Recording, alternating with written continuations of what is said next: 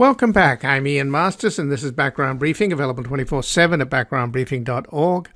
And joining us now is David Marples, who's a distinguished university professor in the Department of History and Classics at the University of Alberta in Canada, and the author of a number of books, including The Lukashenka Phenomenon, Elections Propaganda, and the Foundations of Political Authority in Belarus, Prospects for Democracy in Belarus, and Understanding Ukraine and Belarus.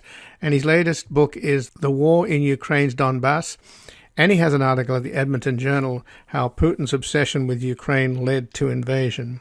Welcome to Background Briefing, David Marples. Thank you very much.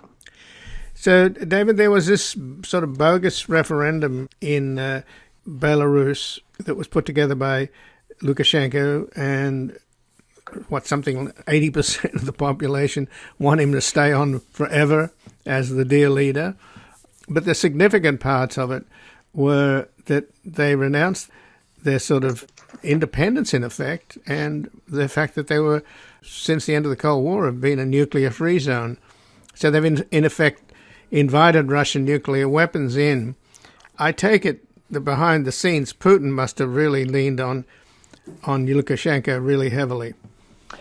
Yeah, I think so. I mean, for the past year and a half, Lukashenko's been falling more and more into Putin's orbit, and what used to be a fairly even sort of relationship, and actually a fairly fractious relationship, is now one that's very clearly in Putin's favor, and it's reflected in the way they address each other.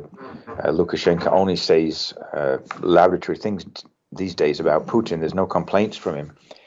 And it's really because I think Putin is his last friend. Putin is the only one who has kept Lukashenko in power through the period of mass demonstrations that took place in 2020 until about spring 2021, after the elections, protesting the elections. So Russia is also providing Belarus with loans that are urgently required, and in turn, Belarus has more or less opened its land to the Russian army. They've been doing joint military exercises for about 5 years now, but the ones that took place this month, February 10 to 20th, that were scheduled, were not part of the regular exercises. They were kind of an impromptu operation, which actually allowed Russian forces to invade Ukraine from Belarus. And this was one of the points of invasion from the north. It's very close to the Chernobyl nuclear power station. It was approximately about 10 kilometers away from there to the Belarusian Republic.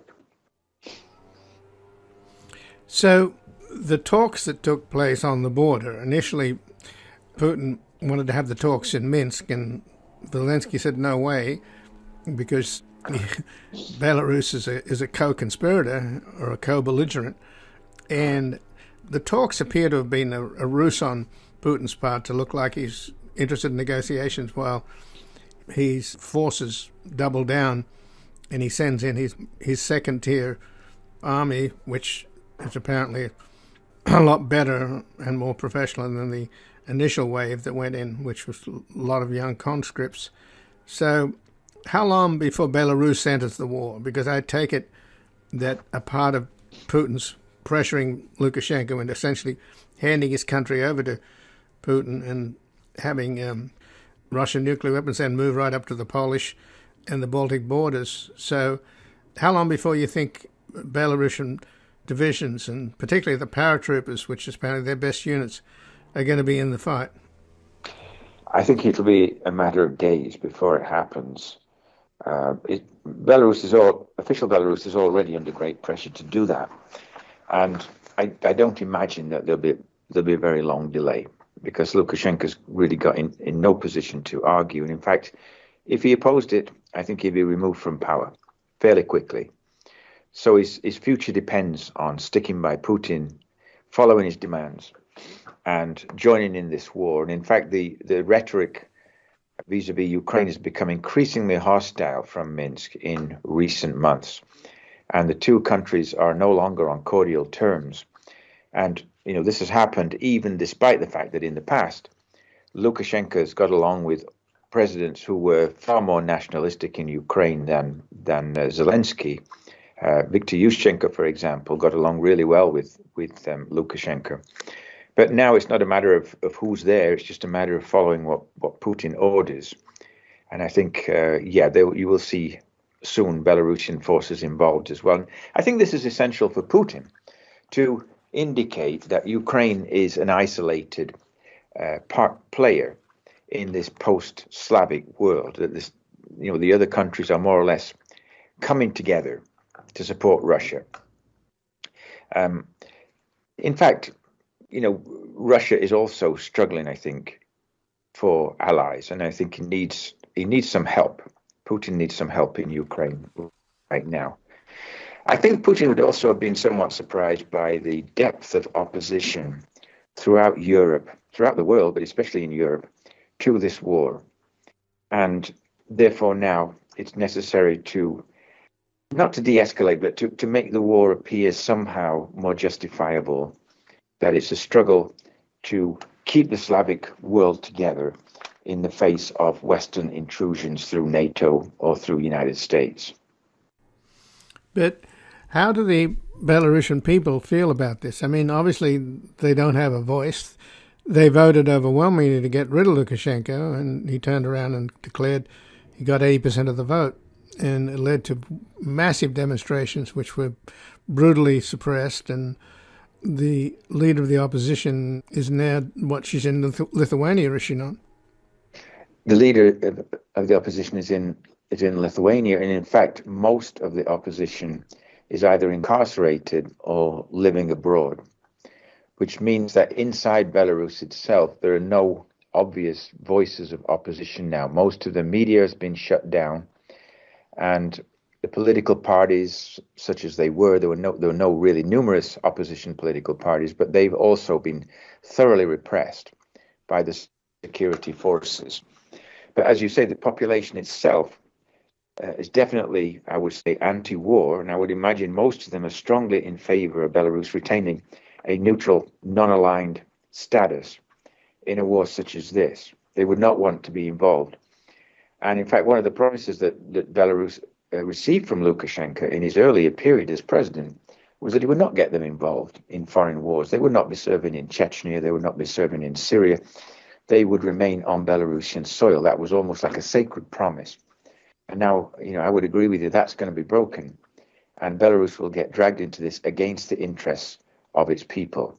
But there's not much they can do in terms of protesting. There was a demonstration in Belarus yesterday against the war, but it was quickly, the leaders were quickly rounded up and it was curtailed. And again, I'm speaking with David Marples, who is a distinguished university professor in the Department of History and Classics at the University of Alberta, and the author of a number of books, including The Lukashenka Phenomenon, Elections, Propaganda, and the Foundations of Political Authority in Belarus, Prospect for Democracy in Belarus, and Understanding Ukraine and Belarus. And his latest book is The War in Ukraine's Donbas. And he has an article at the Edmonton Journal, How Putin's Obsession with Ukraine Led to Invasion. So if Lukashenko sends his forces in, and which apparently Putin has strong-armed him into agreeing to, if there's an occupation force, do you think they'd be a part of this? Because one of the things that's peculiar about Putin's military strategy is that he needs a lot more troops to occupy that country, which is going to be incredibly hostile towards him. And I wonder whether a part of that role will go to Belarus. It might go to Belarus, but I don't think the situation would be stable even if Belarus joins in as well. It's not going to make such a crucial difference. I mean, in a way, Belarus has done its part by being a location for one of the main Russian advances southward towards the Ukrainian capital. So if you add the troops as well, it might certainly add a little bit of force to the Russian side. As you say, Russia's not got enough troops there to occupy Ukraine for any length of time, if they can actually succeed in occupying the whole of Ukraine. I kind of doubt it. They would need about 400,000 or 500,000 troops to do that for any length of time. Personally, I think it's a huge error on Putin's part, and it's an error of emotion. It's not really something that is rational or something that you would have expected Putin to do given his past policies. He's been a very careful conservative political leader who knows when it's time to withdraw and when it's time to advance. But sometimes it seems on this occasion he's let his feelings get the better of him, and his fury at the idea of losing Ukraine, as he calls it, prompted this irrational sort of action to launch an invasion, which, which way you ever look at it, it cannot work out well. It cannot, even if he succeeds in occupying Ukraine in the short term. My feeling is that this is the end of Putin's leadership of Russia. I mean, already the economy has started to suffer notably, and I don't think it's going to turn out well at all for Putin, whether with Belarus or just Russia alone. But you mentioned the sanctions, and of course, the more effective sanctions are that Russia had this $640 billion rainy day fund, which they thought they could ride out a lot of the sanctions. But that fund has essentially been frozen because they weren't transacting in dollars anymore. So that's got to be a huge blow. And the Moscow Stock Exchange closed. Interest rates jumped up to 20%. So you can see that they're feeling the pain. But what about sanctions on Belarus? They are co-conspirators and co-belligerents. I imagine the U.S. administration and NATO countries are going to really come after Lukashenko, but he's already been sanctioned because of what he did in rigging the elections and suppressing the protests in 2020. Yes, and also for hijacking a Ryanair plane that was flying from Athens to Vilnius, simply to kidnap one of the opposition leaders who was traveling on that flight. I mean, I think that was the sort of catalyst of the strongest sanctions that have been made against Lukashenko. What else can they do? I mean, the biggest source of income for Lukashenko is potash, exports of potash from one of the major potash producing companies in the world is located in Belarus. And the question then has been how to stop it. And until recently, they still managed to export it through Lithuania, but Lithuania is now paid to that. But there's always a feeling, I think, in the West with regard to Belarus that if you sanction too heavily, you're not only hitting the government, you're hitting the people who don't really deserve it. I mean, these are the people who have been protesting against Lukashenko, who would like to see a more democratic, pro-Western system in Belarus. And is it fair to target them alongside the leadership? So sanctions, I think, will work okay with Russia, which is a major exporter on a world level. But Belarus is a much smaller economy. And one would hope in the longer term that there is a possibility of political change in Belarus. There certainly are the forces to support it. The problem has always been that Russia has stepped in, and the Russian threat is really why the opposition in Belarus failed. But if Russia, was to crumble, if the Russian economy was to crumble, if Putin was to be removed as the leader, that I think is the easiest way to foresee change coming in Belarus. And why do you feel that's going to happen, David?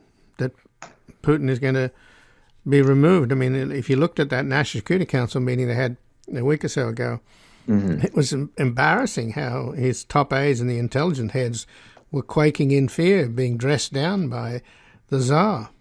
Yes, they certainly were. But I'm looking for the sort of popular demonstrations that have already been taking place in Russia and have a history. I mean, even for the past 10 years, you can say there have been some very large anti-Putin demonstrations.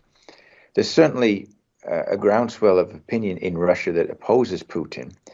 And I think if this war was over, let's say, in a week, which would be more or less, 1st of March, then the population might be assuaged. But if it goes on for a long time, if there are high rates of death, and these young conscripts, already got a high casualty rate, then I think you might see some problems. It's a little bit like the late stages of the Afghan war in the 1980s when you started to see protests in the parliament.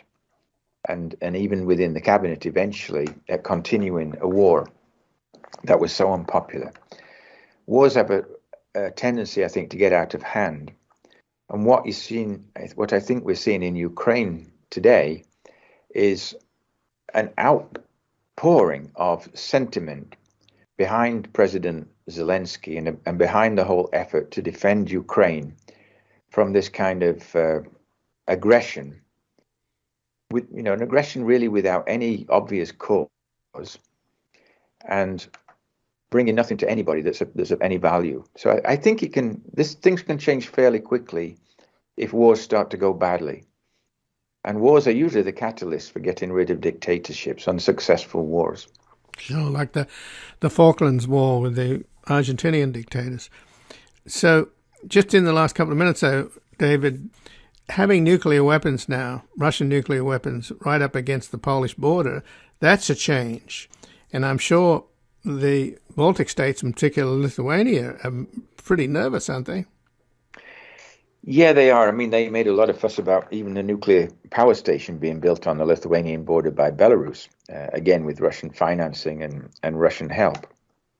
But yeah, I mean, but they could have been fired anyway from anywhere in Russia. They would be equally dangerous, I think. What I think is most concerning is that Putin has put the nuclear forces on high alert. Now, this may be simply propaganda, something to show the Americans in particular how serious he is. But just having done that really brings the world into a state of high tension, because if this escalated into a nuclear war, then you would be looking at the deaths of millions, not hundreds or thousands. And it may even be, of course, the end of civilization.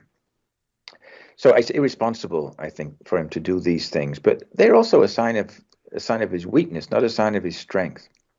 You don't use this nuclear threat, which if you attack the West with nuclear weapons, the same will happen to Moscow, and they will be destroyed equally quickly. So what would really be the point of using nuclear weapons? Well, David, I thank you very much for joining us here today. I appreciate it. Yeah, anytime, Ian. Yeah.